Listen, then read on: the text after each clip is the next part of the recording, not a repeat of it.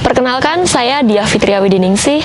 Kali ini kita akan membahas tentang teori group role dalam dinamika kelompok ternak.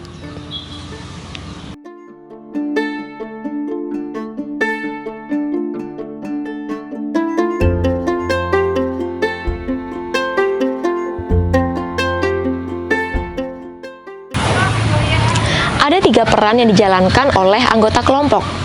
Yang pertama, task role. Di sini, anggota berorientasi pada tugas dan berkontribusi secara aktif dalam mencari informasi di luar kelompok. Misalnya, informasi tentang kesehatan ternak. Kemudian, anggota juga memberikan informasi kepada anggota lainnya tentang penugasan kelompok. Bahkan, mereka juga akan menginisiasi kegiatan kelompok demi tercapainya tujuan bersama. Nah, anggota task role biasanya suka merangkum hasil diskusi, misalnya diskusi dalam pertemuan kelompok ternak dengan penyuluh. Dan juga mereka akan mengevaluasi program kerja dari kelompok ternak tersebut. Peran yang kedua adalah maintenance role. Anggota kelompok ternak yang berperan sebagai maintenance role ini cenderung menjaga harmonisasi dari kelompoknya. Nah, ketika ada informasi yang datang dari luar kelompok, mereka tidak akan langsung menyebarluaskan kepada anggota yang lain, tetapi mereka akan menyaring informasi tersebut terlebih dahulu. Apakah informasi tersebut benar-benar penting bagi kelompoknya? Apakah informasi tersebut memang sesuai dengan kebutuhan kelompok? Dan apakah informasi tersebut nantinya akan memicu konflik atau tidak? Jadi intinya, anggota sebagai maintenance role ini juga biasa disebut sebagai gatekeeper. Kemudian ketika ada konflik di suatu kelompok, apa yang akan mereka lakukan? Mereka akan berusaha menjadi penengah dan menyelesaikan masalah tersebut secara kekeluargaan. Pada dasarnya, maintenance role ini suka sekali menjaga hubungan baik dengan orang lain. Dan juga mereka akan memberikan motivasi kepada anggota yang lain untuk menjalankan perannya dan tugasnya di dalam kelompok dengan baik. Ketiga, blocking role. Blocking role ini suka sekali mendominasi saat rapat dan merasa bahwa pendapatnya yang paling baik. Nah, anggota yang berperan sebagai blocking role ini biasanya tidak akan menghargai pendapat orang lain dan cenderung mendebat.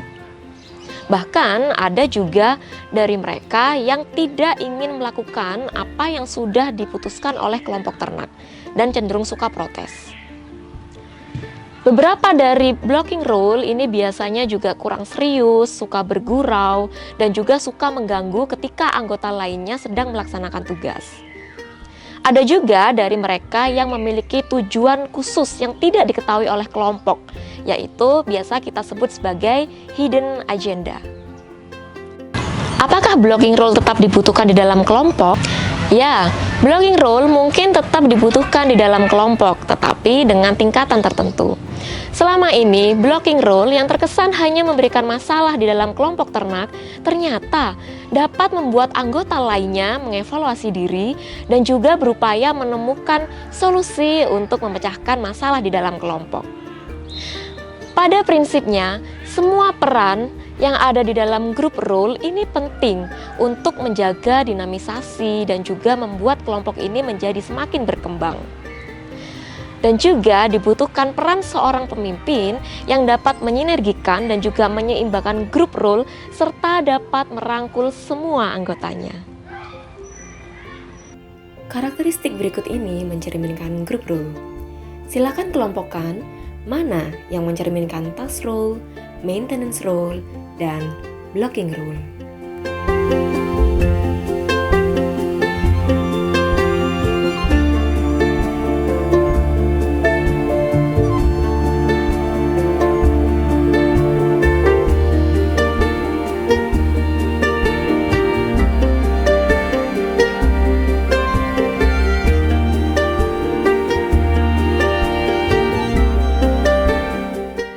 Peran mana yang mencerminkan diri kalian? Jika kalian adalah seorang pemimpin, bagaimana kalian menggunakan peran-peran tersebut untuk meningkatkan harmonisasi kelompok demi tercapainya dinamika kelompok?